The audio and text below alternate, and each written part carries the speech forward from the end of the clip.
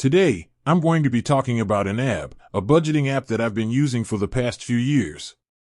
I've found it to be an incredibly helpful tool in managing my finances, and I wanted to share my experience with you all.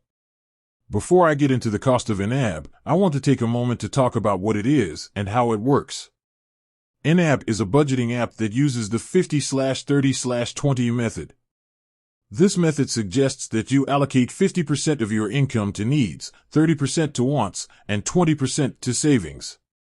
YNAB also has a number of other features that I find helpful, such as the ability to track your spending, set goals, and create reports. Cost of YNAB. So, how much does YNAB cost? Well, there are a few different pricing options available. The most basic plan is $5 per month.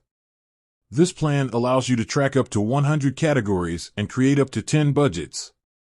The next plan is $7 per month.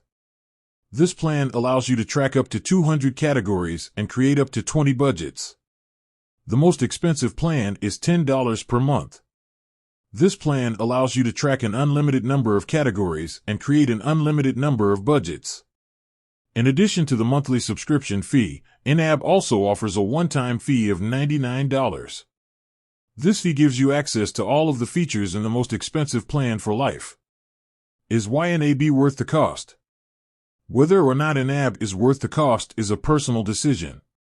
However, I believe that it is a valuable tool for anyone who wants to take control of their finances.